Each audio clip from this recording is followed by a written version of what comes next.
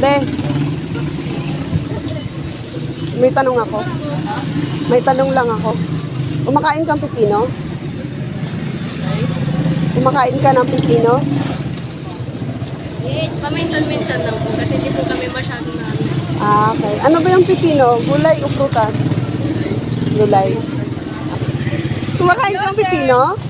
Ay, alam ko yun. Alam mo yung pipino? Alam mo yung pipino? Ano yung pipino?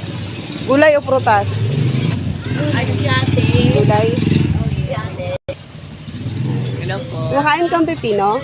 Hindi po eh. Pero alam mo yung pipino? Hindi po. Kumakain kang pipino? Hindi. Pero alam mo yung pipino? Alam mo yung pipino? Ano ba yun? Prutas o gulay? Gulay. Ano ba yun? Prutas o gulay? Gulay.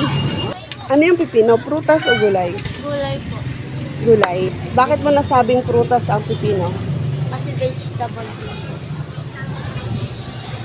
Vegetable siya pero bilong siya sa prutas. Ano yung pipino? Gulay o prutas? Gulay po. Gulay. Pwede rin po prutas. Ha? Prutas din po, tsaka gulay. Fresh. Very good. Anong grade ka na? 6. Good. Good job. Thank you. Thank you.